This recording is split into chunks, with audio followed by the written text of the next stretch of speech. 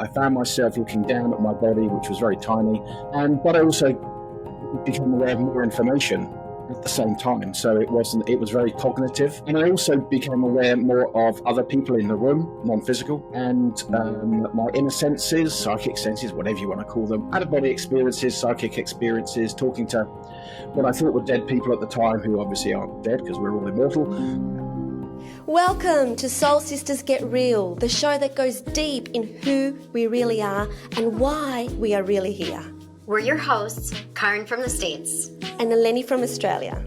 We've had heartfelt conversations as soul sisters for years, and we're ready to share our truths, stories, and life lessons with you.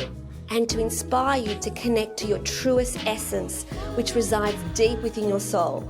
There'll be tears, there'll be laughter, and there'll be no holding back. So sit back, relax, and let's get real about the things that truly matter.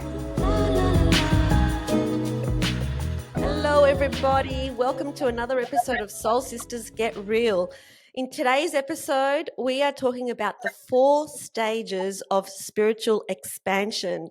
And our guest today is David Marshall. He's from the United Kingdom.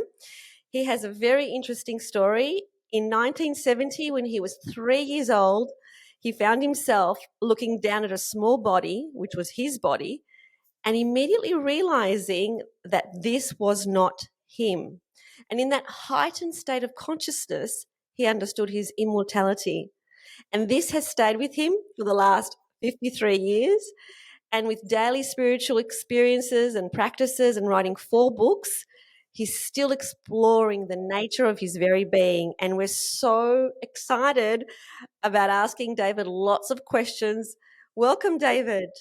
All right. Thank you for the invitation. Yeah, great to be here. So that's very exciting that you're delving into the spiritual realm of immortality and what does it all mean. But for today's session, we're talking about the 4 stages of spiritual expansion. But before we get there, can you just take us back? Because that is such an interesting story, so we can't just bypass it. So when you were at the age of 3, that's an incredible insight to have as a 3-year-old. Can you talk us through that? Yeah, sure. So essentially I found myself kind of, it was a very wintry evening in the UK near London. Found myself, I had a sense of kind of expansion. I found myself looking down at my body, which was very tiny, could see it breathing and all that kind of stuff. But I also became aware of more information at the same time. So it was very cognitive.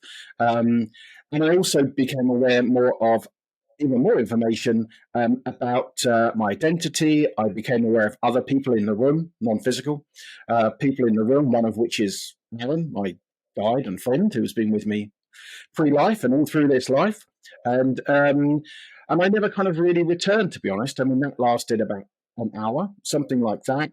And my inner senses, psychic senses, whatever you want to call them, kind of really engaged in that period. And so I've never really returned from that. And that sparked off a whole bunch of other experiences at that very young age. Out-of-body experiences, psychic experiences, talking to what I thought were dead people at the time, who obviously aren't dead because we're all immortal, and all that kind of stuff. So that just carried on through school constantly. So when you say it carried on, were your family open to these sort of experiences? Did they support you? I never really told anyone. I just thought everybody would walk in a room and see experience other things happening. So it never occurred to me at all. A few of the experiences were a bit extreme in terms of experiences, of out-of-body experiences, and also being in my body, but being huge, a different kind of size, so that how my body was orientated energetically changed very quickly. But it was a bit weird. But I just kind of carried on. My brother is very aware of a lot of this stuff, but he's gone the other way. He's a corporate guy. We've had lots of experiences together, but he's like, no, I'm not interested. It freaks me out too much. So, but my dad was a healer. I found out after he died, which is about 30 years ago. My mum attended lots of healing sessions. Saw my face change. She would experience energy in the room. So it's good fun. all good stuff. Yeah, so it And was what cool. it's so cool, Dave. Thank you for being here with us. And what I find No problem. fascinating is that at 3 years old, you were aware of this and you have gone through many different stages yourself. Is what I'm learning is, you had like a healing center and you're Yeah. also in business and a digital marketer and you're a channeler and it's part of your life and yet you're learning how to go through the different stages and mix and match what works for you at the time. Yeah, I don't. Yes, I mean, spiritual awakening and self-awakening, whatever you want to call it, is it's a bit like summer madness. It can blow your brain, and you have this huge sense of wonder. And people dump relationships, change jobs, move on the other side. They do all that kind of stuff. For me, it was very. For me, obviously, it was 3, so I didn't have any kind of children. But I also immediately became aware of Aaron, who started teaching me in dreams. So I've got really fond memories of Aaron, my friend, guide, teaching me in dreams about how to use consciousness and energy and about this being a state of consciousness. So I just kind of had all this going on, really. But of course, I'm not immune to the idea of having to earn money, and I have 3 kids and all that. Do you know what I mean? I have to work within an environment that, to be honest, is much more alien to me than outside. I'm much happier. It's much easier outside of your physical body than it is in. It's Yeah. almost like kind of being stuck in jelly here. And it's very What slow. It is, right. And what Yeah. just came up for me as you were talking about Aaron is my son Josh, who's now in heaven, Yeah. had passed away about 3 years ago. He would talk about when he was about 3 years old. So this is so fascinating to me. He always had my guy with him. And my Right. guy was his buddy. And we literally had to keep a spot at the dinner table for him or he would get Yeah. angry Yeah. at us. So he would say, "That is for my guy. No one can sit there." And I find that so fascinating because I've also heard now that he was very spiritual and we didn't talk about it a whole lot at the time, but it makes me think that, there are more people that are just not aware. Yeah, exactly. I mean, I can, if you don't mind me saying, I can feel Josh around now very strongly. I can feel a lot of energy coming in, so that's very nice. But yeah, I mean, if we think of what spiritual awakening is, which is just the development of different senses, So when we're young, we haven't been trained to not trust our inner senses, and so of course we experience reality completely differently. And then we get trained out of it, and then we start to move back into it if that's our purpose and all that kind of stuff. So yeah, it's my daughter had John was her friend, and lots of people have invisible friends, and of course it's the more we explore the illusion of reality, the more you realize it's So, of course, so David, because you just said something really important, I don't want to skip past it. You said that you can feel Josh. How do you actually feel Josh, and how do you know it's Josh? Well, I can. I It's a bit like when you see somebody. So for instance, I know what Karen looks like. I know what her voice is. So, and that's energetic. Okay, so I know what you like, all that kind of stuff. I can feel the connection to Karen, but also when we talked before, Karen, kind of not on a podcast, then he was around then, and I kind of felt that. So everyone's got a different. I don't like the term vibration, but tone. They've got a different tone, and it's as soon as you feel it once and you know who it is, it's recognizable. I still don't know I still know what my dad feels like 30 years later. He has a different tone, just like he looked different to Karen. If I saw them in the street, I'd say they're different. There's different tone, so it's just the inner senses refining, really. So. I Okay. love how you describe that because I've often wondered when I feel Josh or I'm getting messages from Josh, Yeah. how do I know it's him? And yet I know, but I didn't know how to describe that in words and terms. So thank you for Yeah. I mean, as one develops, one has to kind of really recognize there's 2 sets of senses. There's the inner senses and the outer senses, and we're very used to the outer senses, the 5 senses, but cognitive comes through inner senses. Cognition comes through inner senses, and memory comes through the intellect. So they're 2 different two different operating systems. Awesome. Completely. We're going to be talking about your guide in another episode, and you're also going to be channeling for us in another episode. But Yeah. today you're going to be taking us through the 4 stages of spiritual expansion. It's been an epic journey from my perspective. Like, what a ride. So can we start with stage number 1? What's stage number 1, David? Okay. I've got some notes here. I'm just going to look down and make sure I cover everything in the way that I want to. I mean, the first one is kind of, you could call awakening. I'm very hot on kind of language. Maybe it's my NLP or hypnosis training. But we'll call it awakening, but we'll also add the term initial awakening, because a lot of people will have, the inner senses will get a bit of a kick from the inner self, the soul, the consciousness, whatever you want to think about it. And that first process is where we begin to think about, oh, there's more here than meets the eye. Okay, so that's the initial awakening. The challenge with that area is that it can be profound. Somebody who's completely one way can have an awakening and end up dropping everything in their life and going completely the other way and feel as though they're awakened and head off in a direction that ends up not being that healthy, and also that they would not naturally kind of go in. So the awakening, that kind of area there, one has to be careful. I mean, it's kind of like when summer comes, everyone goes a bit bonkers and gets their shorts off and rips their tops off and they go out. It's actually not that warm, and they'll go and get a cold or something. A spiritual awakening is a bit like summer madness. Common sense goes out the door. Everyone just say, I just got to love everybody, man. I just got to love everybody, which of course is impossible, nonsensical, because we don't know everybody. So we kind of enter this rarefied field of spirituality, and because, to take it all the way, because we're still learning about it, we don't know where the starting point is that much.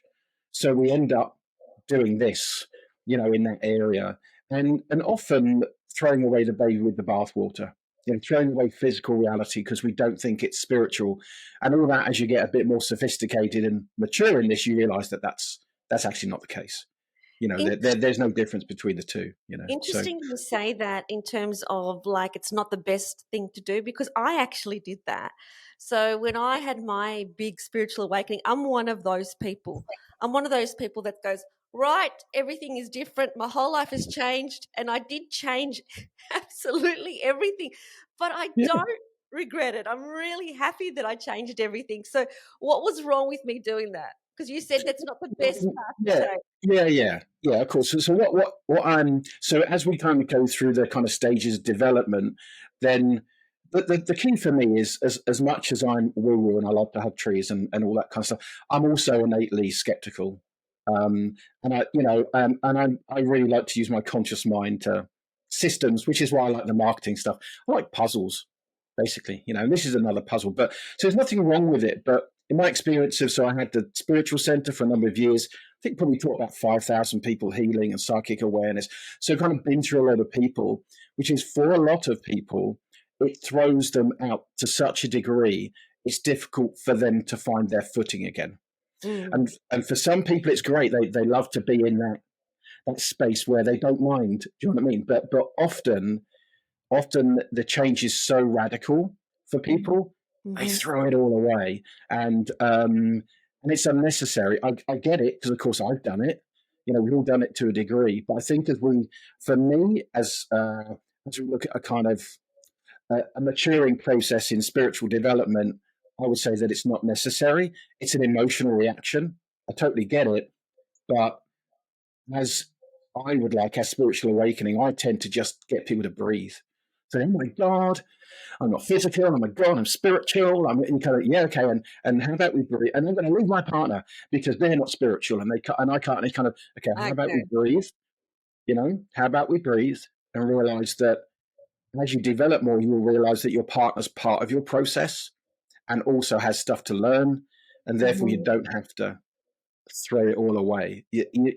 So yes, of course, there will be people that go and do the Camino way for 7 years and come back, but often they've learned not much more than it's a long way.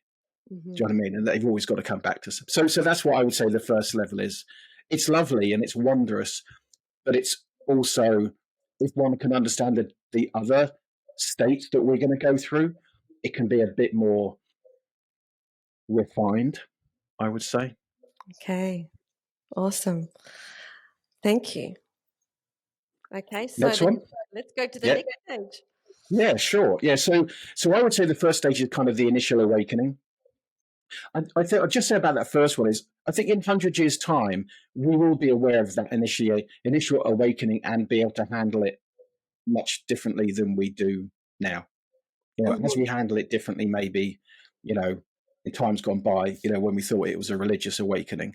Do you know what I mean? So I think there are developments in our own Actually, kind of, before we go to the second stage, David, for those yeah. people that are listening and haven't even, they're thinking, well, what are you talking about? Some big awakening?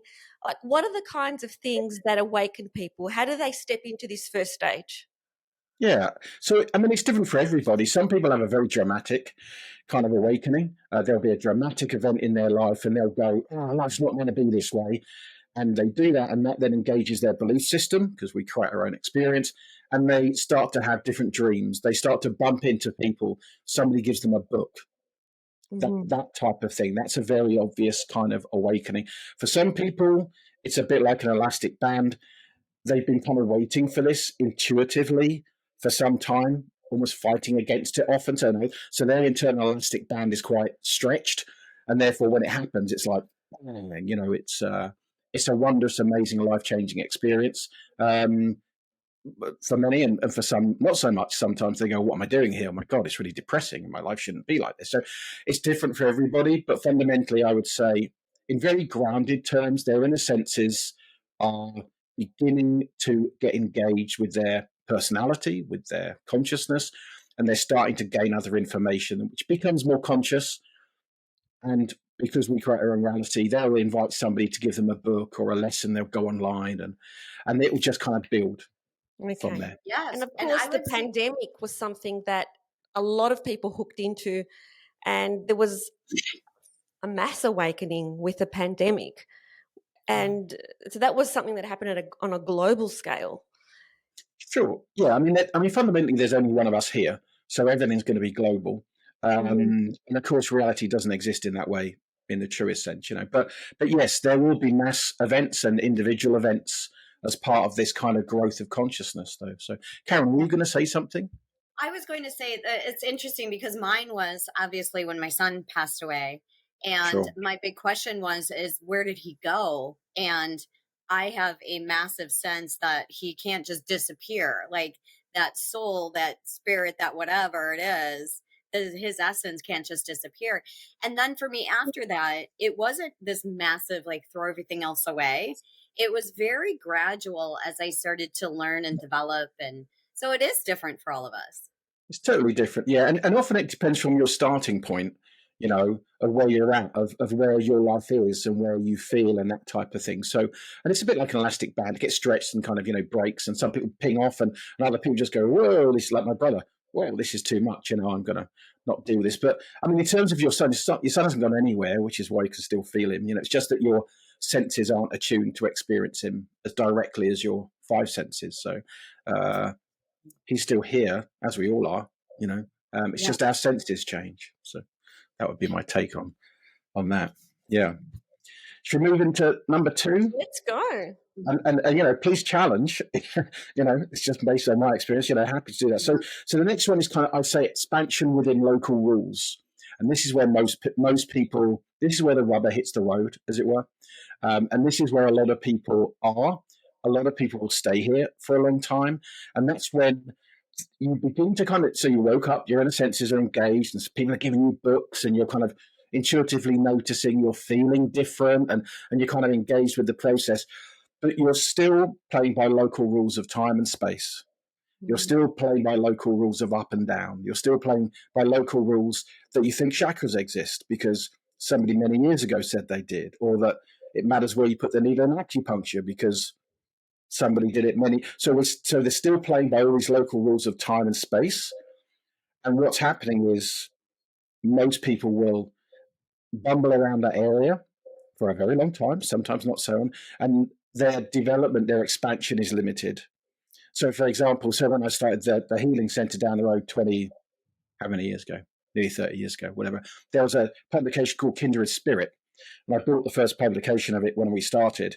And if I were to go down there by Kindred Spirit again, it really wouldn't be that different.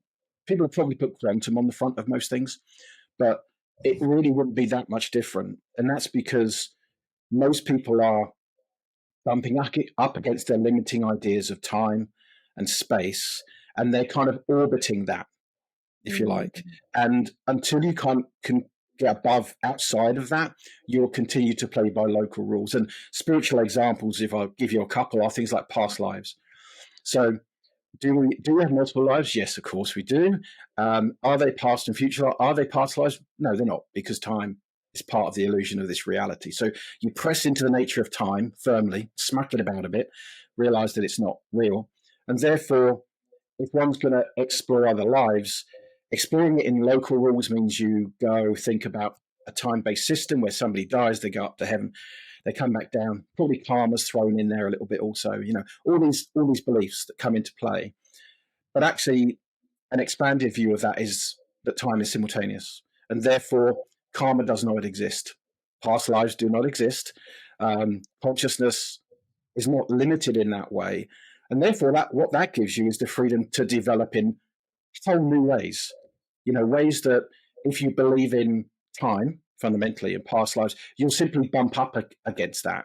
And as we know in hypnosis and those types of things, we create our beliefs, create the experience to some other degree.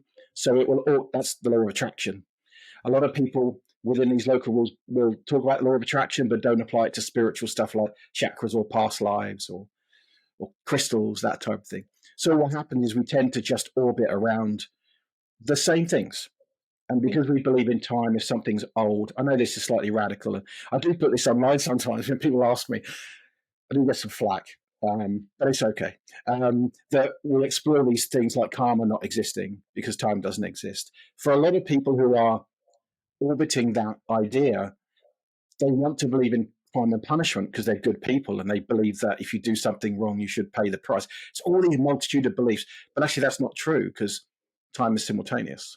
Events and time aren't the same thing. So that's an example of people who are they are expanded, but they're local. It's a bit like going, go on, Karen. I was going to say, so it's fascinating to me because I did do a session with you and you were channeling Aaron and talked a bit about a future reality or a quantum reality of a woman in Gambia and tapping into that energy, and it came up quite a bit. And when we were finished with our session, I was thinking to myself, how do I do that? Do I project myself into the future? How do I get into that energy? And I wasn't really sure. And then I was having a cranial sacral therapy this past weekend at the conference I was at. And I felt this light move through my body. And then I saw Josh leading me by the hand down a path. And it had like some gold speckles. And then he was leading me to a woman, and she was a woman from Gambia. I could tell by, the way she looked and how she was dressed. And I thought, oh, this is very interesting. And what I took from that is Josh is showing me this is how you get there. Like, it's not that difficult. It's exactly. It's actually very simple. But when one is fighting with local rules, it's actually impossible. So if you believe in time, accessing a simultaneous future life is almost impossible because you're fighting the belief, and that's the basis of the law of attraction, which a lot of people love the idea of, but don't apply across the board. But yeah, as you say, I mean, it's the development of the inner senses that, and then everything is open. The whole system is open. It's almost like having a flashlight and you're turning your consciousness this way into a light in a dark room, and you see this experience, and then you turn it that way and you gain that experience. It's the light of your consciousness and your inner senses really tuning you into other realities, other states of consciousness, which you can do at the same time, but you don't get the same depth of experience. Like we're not floating on a planet in space right now, and it looks like it, and all that kind of stuff. But our senses are so finely tuned, it's almost impossible to argue. You kind of go, oh, you're crazy, man. But you're not, and you can prove that to yourself when you want to. And it's so different than everything we've ever learned as humans. And it is quite a concept to grasp.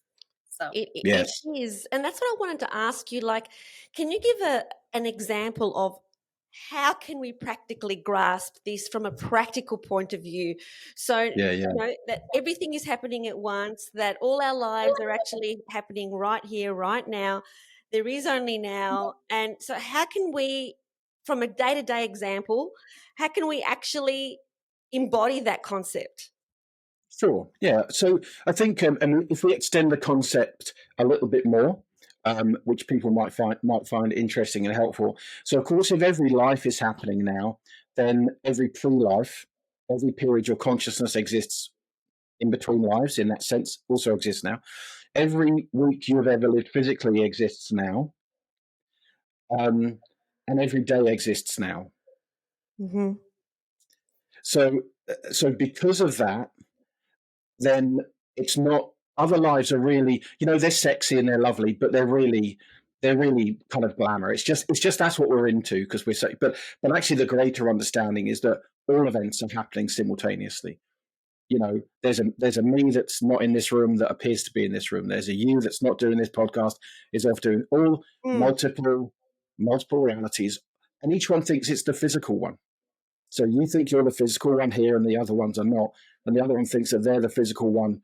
And they go, I had a dream about doing a podcast, but I don't do a podcast. What's that about?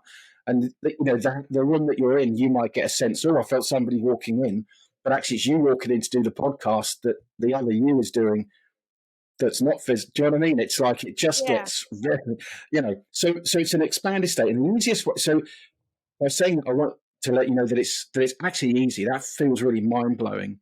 But it's available to you at every second. And the easiest way to do it is, the first one is in dreams. So in dreams, we're not focused through the intellect, and therefore we're in a much more natural state, where time and space have no application whatsoever. So you can simply go to bed, ask yourself to learn the lesson. Mm-hmm. Put a little notepad beside your bed and say, okay, I'd really like to explore this. And because you're part of a gestalt of consciousness that's you, it'll go, yeah, no worries. That's part of your development. Go, okay, awesome. And what a trick is to take a dream camera in with you, and a dream video camera. And I imagine I'm just kind of putting this, an old style camera over rather than my iPhone, whatever. And I tell myself I want to record the most important lesson, the most important feeling, the most important understanding, and I'm going to remember it when I wake up. Mm-hmm. So, and if you play around with that, you can have some incredible experiences. And once you do that within a waking state, it begins to filter into your. So once you do that in the dream state, it begins to filter into your waking state. So you'll have experiences here that seem to defy time and space. Also, you go, that's a bit weird, and it's because you've engaged your inner senses, and because they meet at the subconscious, you're kind of beginning to combine them. So dreams is the first one, and then be open to it here and have a bit of a laugh with it. Don't take it too seriously. People are far too serious with this stuff. It kind of clamps down. So play. Yeah. But dream videoing, it's great fun. Yay. Can I just add one more thing for those people listening? Because I think that's really, really great advice, is to set the intention before you go to sleep, but also have a book and a pen to write in as soon as you wake up. Because what I find is that I think I'm going to remember, but it doesn't take very long after I wake up. Could be 5-10 minutes and it's completely gone. Sure. So exactly. The moment you open your eyes, just write it all down. Yeah, I was going to say, and I don't write it down because I know that'll wake me up if it's in the middle of the night, but I do pick up my phone and do voice record. Okay. The next morning, sometimes I'm like, oh my gosh, that's so crazy. I would have never remembered that. Yeah, exactly. And to other portions of yourself, this is the dream. Mm-hmm. To other portions of yourself, they wake up going, God, I'm a fella, but I dreamt I was a woman living in America doing a podcast about spirituality. It's like, what's going on, man? Do you know what I mean? So we think we're the real one because our senses are so focused, but in fact, we're all real, but none of it is physical. Yes, this is the dream. This is the dream happening right now. It's all a dream. It's all a dream. That's a key thing we get to, is you realize none of it's physical, no matter what name you give it. So, and actually we're better off in our development to do that. Otherwise, we think one's real, one isn't real, one's up, one's down. Spirit's up there, and all those Christian ideas. We need to really in all of those, because that's just local territory. It's a bit like me living in Hitchin here in the UK and just obeying the local rules and not realising if I go 2 yards down the road, there's another town and there's another town over there. Well, there's another country over there with totally different rules and cultures and rules. And then it's all accessible to me. And that can be an interesting way to experience it. Yeah. Awesome. So now we hit stage number 3. Okay, yeah. So stage number 3 is, let me just make sure. Yeah. So stage number 3, I kind of entitled Reorientation. So you've been through the awakening, you've either thrown the baby out or not, you've come back and gone, oh, crikey, I've still got to earn a living. Oh, I've still got all this stuff to do with. And then you go, a lot of people hitting these local rules. They never go outside the boundaries of them. But through dreams, you can pop up and pop out of them. And that's really, I would say, is really important. You get into reorientation. And when you get into reorientation, you realize that you're not floating on a planet in space. You realize that this is a state of consciousness because you've gone outside of the local rules and you've looked back at it and gone, and this was the joy of me having this out-of-body experience when I was 3. I've always grown up with this. There's no, I've not known anything else, which has allowed me to be, I wouldn't say fearless in a macho way, fearless in a, well, it's all okay. So I'll go off and do all these types of things. You know what I mean? So then we reorientate ourselves and go, okay, what does the law of attraction really mean? Well, it means that I create my own reality and I'm a conscious creator, and it applies to everything. It applies to every conspiracy theory. It applies to every New Age belief, from chakras to crystals to, you've got to fiddle with your feet in order to feel well, or, numerology, astrology. You create your own. These are local rules which can give you an essence of something, but they can never take you outside. They can never take you into new territory. And what happens, this is where I suppose you can call it more of a rebirth, when you really begin to know and experience time is simultaneous. Well, that's a mind blower experientially. So you begin to have more of a conscious experience of that, of your immortality, pretty important. And it's your birthright to know that, you're as dead now as you're ever going to be. Literally, that's your birthright to know. But you can't experience it within the local environment. You need to go outside of it. That's where that information is. And so from there, you end up really experiencing reality in many different ways. So the idea that you have to be ill, you don't have to be ill. That illness can be cured, yes, of course. New Age beliefs are New Age beliefs. They're not true. That we create our own reality in totality. Mm-hmm. There's nothing outside of it. There's no subjective reality. There's no objective reality. Yeah. And that is where most local rules will be dropped. Mm-hmm. So ideas of karma, ideas of this and that, would just go, well, of course, it operates in my local hometown, my home station, but it doesn't operate. I don't need to accept those rules anymore. Mm-hmm. So that reorientation is, comes and goes, but that's kind of eventually where one experiences things. I'm curious, if let's say I have cancer and I feel like I am not getting better, how do you explain that then in that terms to someone in a way that makes sense to them? Are we talking about somebody who, somebody came to me for healing and they had cancer. The first thing I'd say is, do you want to live? And I've had many people over the years say, I'm really not sure that I do, actually. And I say, okay, let's have a cup of tea and a biscuit, come back when you decide what you want. Right, very English, but that's what we do. And hobnob. And then other people say, I want to live. And you go, okay, cool. And then it's an educational process of going, do you think your mind and body connected? Most people say yes. If you say, do you accept that your mind and body are one organism? There really is no mind and there really is no body. There's just this idea construction that you regard as your body. And you have those conversations with people until they go, hey, you know what? Yeah, I can realize that this cancer is part of my progression, not conscious, subconscious, and that I can begin to change my ideas, change my beliefs, change my relationship with whatever it is. And it has the potential to go. It's not that difficult. I mean, in 1997, I was having those conversations with people and they were going, you are off your head. Mm-hmm. But they turned up at my door as a healer because they tried everything else. Mm-hmm. Or they'd have epilepsy or hepatitis C. Or, do you know what I mean? It was that type of thing. Nowadays, it's really not that difficult to have those conversations with people. But I work with everything from hepatitis to epilepsy, whatever. I only ever put one guy, a lovely Welsh guy, big rugby player. He came along when he had liver cancer. He came along when the body was far too deteriorated, and he didn't have the internal strength to kind of go through the process. So we ended up doing a lovely healing in which he died about half an hour later, and he had classical music on and had big windows in his room, and it was kind of just as the sun was going down, and yeah, so that was that experience. But all illness is curable because we create all illness in our local station in our local ways, Sorry? Right. Yeah, I find that so fascinating because when we talk about cancer, many times we thought about when you have a cancer, it's something emotional, or it's the cancer of your being, or we talk about things being that's a cancer, right? When it's not really cancer. Yeah. And that is like, it's part of your experience and how you see life or the cancer around it. So that makes a lot of sense to me. And it's getting people to really realize that we do have the power to heal it, and it's just all based on our reality.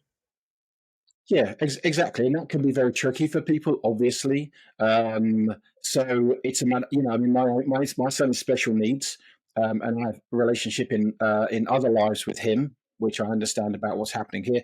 My daughter, in terms of time, difficult talking about time and no time and that kind of stuff, but was in a mental health hospital for 5 years, trying to kill herself many times. And so, knowing this stuff doesn't make you immune to it, but the rules are the rules. The rules are the same. And I was able to end that experience with Caitlin by using energy. The same with Oliver, my other daughter I have as well. So the rules are the rules. You create your own experience, you create your own illness, and because of that, you can solve it. We're not educated enough yet, but we're kind of, compared to 25 years ago, we're a million miles away. But people still have, a lot of people create their own illness quite consciously, and a really lucky thing I have in myself is that I'm very cheeky, and I'm very good at holding people to account. So a lot of the healing I've done with people over the years is actually saying, no, I actually don't believe you, actually. So let's be honest, shall we? And and that's something that we don't often do because we're very caring and we're lovely people, but often, we're all lying to ourselves, all the time, and often that will come through. And my daughter recently just said, you know what, I think I caused all my mental health problems. So I'm going, yes, you did. And that's interesting you brought it up. And she said, I think I was looking for attention. So my son's special needs, he had a lot of attention when he was younger because he's special needs. And she's the second one, and she felt left out. And as much, that was unconscious to us. We're dealing with this, whatever. And she said, yeah. And I said, well, that's great. That's cool. So now you're not a victim. Now you know that you can create your own experience. Now you can go off. And she's feeling now the most excited that she's felt in a long time. So what incredible insight she had for a young lady. Like, oh yeah. If we could all have insights like that about what we're causing in our own lives, like that's absolutely inspirational to hear that she actually connected the dots like that and went, I caused this experience because of this reason. Yeah, without a doubt. Yeah, I mean, my kids have been brought up in a healing center. We lived above it, and we were doing healing and all that kind of malarkey, and non-physical. But their granddad was arriving after he died, and all that. So they're very used to this kind of concept. But for us to own our stuff is very challenging. Yeah, just is. So and I suppose that's part of that's what we start to do in kind of when we expanded the framework into kind of the secondary. We'll go, okay, yeah, man, I create my reality because it's law of attraction, and we get into all that, but we don't really get into the nitty gritty. I think that takes quite a bit of will and attention, and so we tend to skirt along the surface of it and do what's fun and interesting, and go and hug some trees and go back to our terrible relationships, or go and do this and try and get more money in our pocket, but actually we're miserable, but it's okay because we're spiritual, so it's okay. That's what I meant. I'm awakened, and of course there's a lot of awakened miserable people. There's a lot of awakened very sick people, and there's a lot of awakened miserable people who are this close to transforming everything if they would just drop into a little bit more responsibility and own the process of their journey more. I think what you're talking about, David, is discernment and alignment. So that, when we decide that, okay, this has happened, I now realize this about my life. So now I need to be discerning in terms of the choices I make, but I also need to be aligned so that if I am miserable in this area of my life, what isn't in alignment and what do I need to be discerning about so that it's all aligned in terms of what our path is. Is that what you're saying? Is that it can't just be a concept, it has to be embodied? Well, I think I'm very lucky. Okay, so I had very direct spiritual experience from a very young age, and continue to. Over the years, I've been invited to do exorcisms and house clearings from evil spirits and all that kind of stuff. None of them were that. None of them were that. They're all self-created experiences by the people. So I'm very lucky in that I have a very safe experience in totality across the board. However, I think the main thing is we've got to be even more discerning. So when you use the term aligned, I kind of get what you're saying, but I'm not really sure I really understand what you're saying. And I think, and that's nothing to do with you. It's just that we haven't discussed it, right? So I think from one side, that's why language is so important. Yeah. I was talking to a guy the other day, and he said, "Look, he said, yeah, I'm spiritually awake, so I'm going to do some work with this guy." So he's lovely, right? They say, okay, I'm spiritually awakening and I'm aligned with my purposes. So, okay, cool. What are your purposes? He said, I am going to transform the world. I'm going to get rid of all of the conspiracy theories. I'm going to take down the pedophiles that are running all the governments and all that kind of stuff. So he thinks he's aligned, but he doesn't realize that he's creating his own experience. Mm-hmm. So he's aligned with the wrong thing. And what he's going to do, he doesn't realize the extent that his own energy is creating the illusion of these conspiracy theories and all that kind of stuff. So, I understand exactly what you say about alignment. For me, it's like aligned with what? Because a lot of people are aligned with their own victimhood, but they just don't know it. Yeah. Which is what this guy is. So I get what you're saying. Yeah. Awesome. Okay, so that brings us to number 4. So can we just get the headings for number 1, 2, and 3 before you tell us about number 4?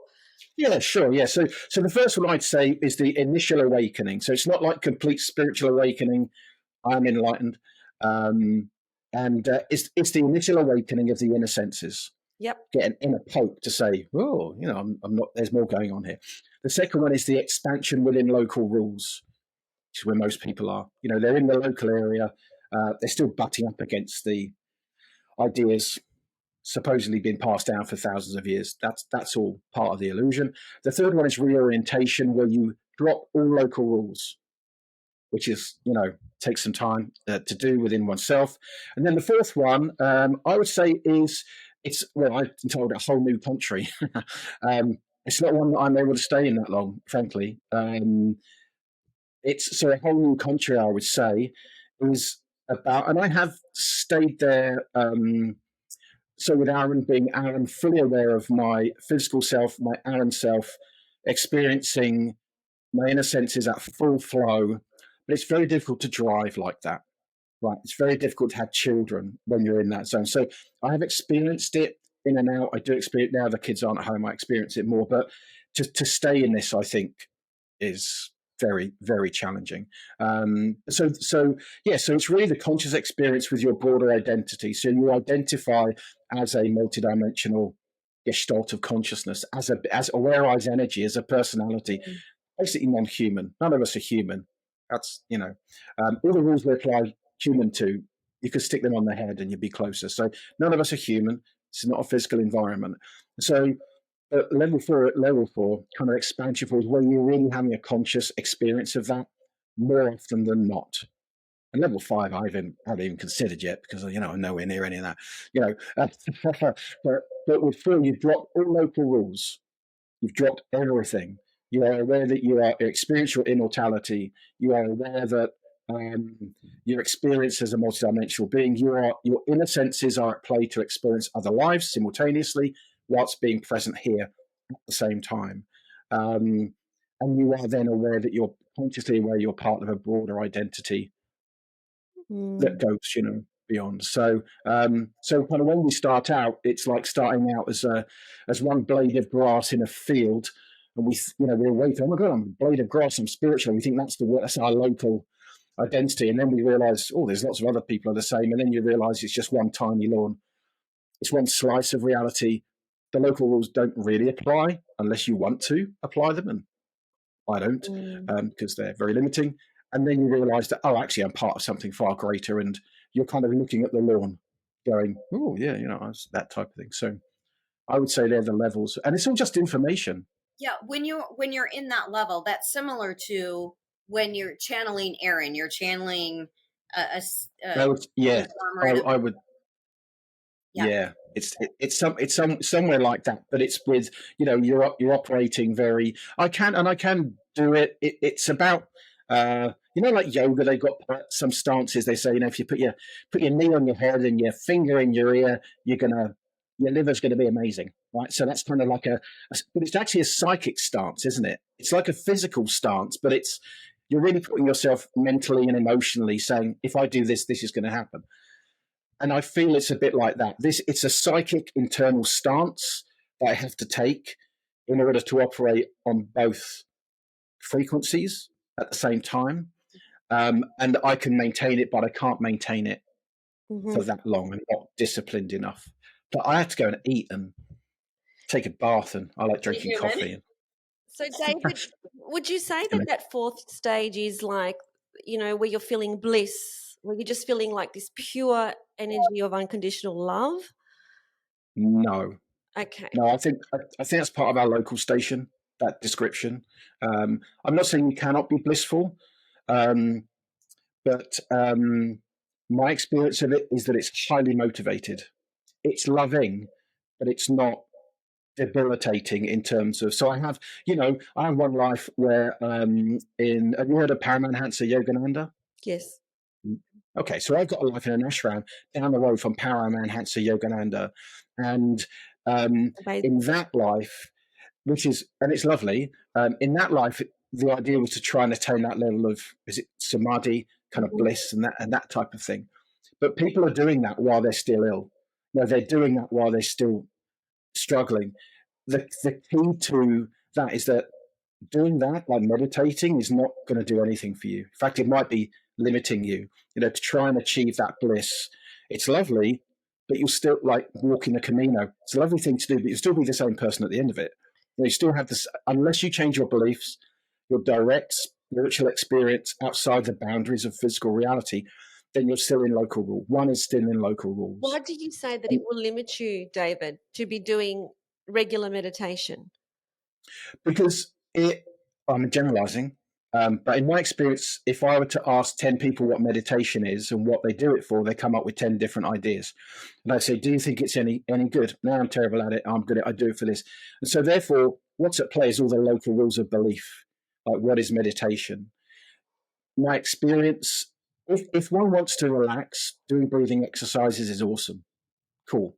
If one wants to expand one's self-awareness, then I would say the idea of self-introspection with the right ideas, person will get much more out of.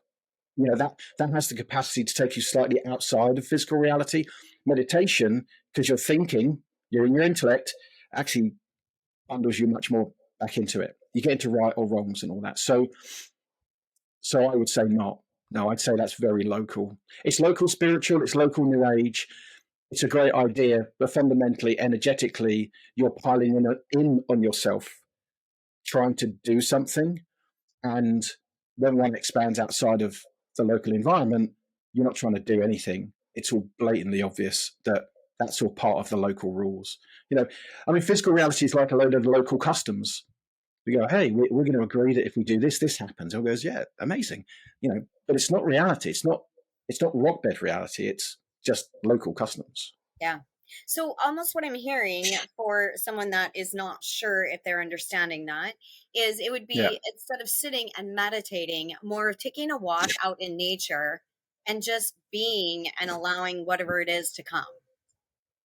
Yeah, so I think there's a certain prerequisites that one would suggest. So if somebody came to me and said, "Well, how do I do this?" I would say, "Okay, well, drop everything. Stop reading all the books. Stop meditating. Stop doing everything. Um, Go into your dreams and begin to initiate your experience there. Keep your notebook by your bed, all that kind of stuff."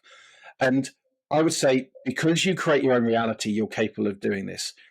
But you are going to filter all of your experiences through your beliefs. Okay.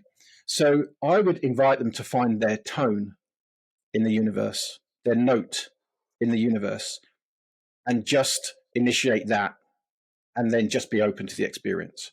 And what that does is that bypasses the intellect, and it allows them to kind of connect with the note of themselves that exists within and without of physical reality.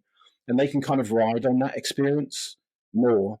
And it's not limited by belief about things, up and downs, lefts and rights, and that type of thing. And I would also say, just to add quickly, having done lots of psychic stuff over the years, people say, can you say my guide or my helper and all that kind of stuff. And it's like, well, yeah, sure. But what happens is it goes in cycles based on common belief. So in 1997, everyone wanted a Buddhist guide. So they would say, I see my Buddhist guide. 10 years later, it was Native American guide. Then it moves into an Oriental guide. And I'm saying this not because we don't have guides, but it's cultural, based on our beliefs. Do you know what I mean? So whatever movies are coming on at the moment, people will identify, go, oh, okay, yeah, it's all about Native American, back to nature. Oh, it's all about being Buddhist. But it's none of it. It's all an illusion. It's all based on these guys don't have form. And in fact, I don't have form either. I don't really look like this. You're making me look like this, strangely enough. So I don't really have form. But at the minute, that's how we're projecting ourselves. So what I'd say is that when people begin this process, they realize that they're not going to be intuitively right. Don't trust your intuition. Don't, because you are a child learning a whole new language. I don't mean that in a bad way. And therefore, do not trust it. Take some time to tune into your tone. Apply your common sense. We have common sense for a reason. Apply your intellect, but don't rely on your intellect. Rely on the feelings. And we've got inner senses and outer senses, and we need to rely on 80% inner senses, which transcend time and space. And the other 20%, 10% counts your bank balance. It lets me drive a car. It lets me do this. But it's not intelligence. It's just part of the feedback system. So I would say that they're the transitions. Yeah. So to wrap it up, what I heard is tapping into your dreams, pay attention to your dreams, and then learn your tone, similar to what we started with when we talked about, what is the tone? Like I said, there was a tone from Josh, and interesting how you did that. So exactly learn your tone, exactly what you said in the beginning, and then you can start to experience things in a new way, in a spiritual way. And that's a great example. So the tone that resonates, that you sense, is the same. That's the tone of his being interpreted by you, but you have one. So in terms of time, there's a reality where somebody's channeling you, Karen. Somebody's channeling me. They're going, oh, I can feel. I think she's called Karen. Gosh, she's so wise. She's amazing. Do you know what I mean? It's like it's all relevant, which you are, of course, now. So it's all relevant, but it's all relevant to where you're putting your consciousness. So, but that tone has motivation, love, power, strength, awareness. It's cognitive knowledge of your broader nature without the local rules that the New Age and spirituality has implanted. So that's a great way to put it. Yeah. That's a lot of food for thought in this podcast episode. So there's a lot of concepts there, mind-bending concepts there.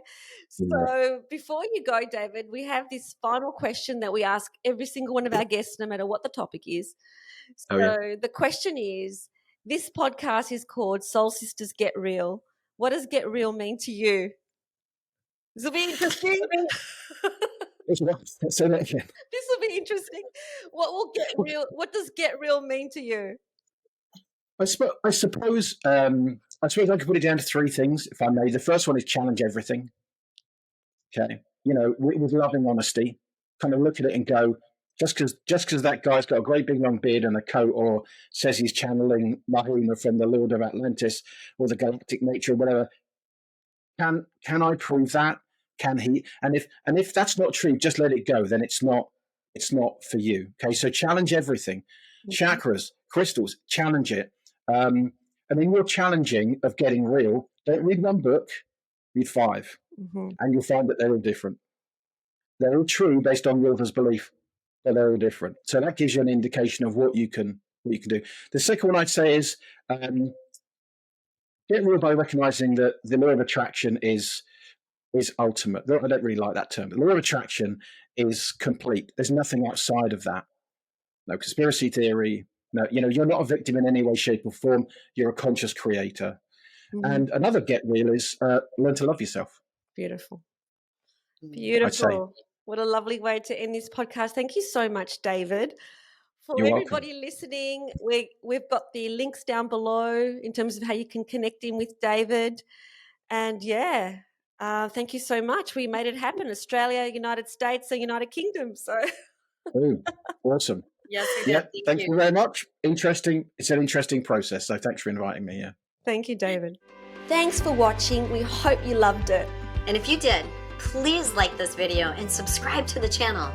And remember, always connect to your truest essence. And choose love. We'll see you next time.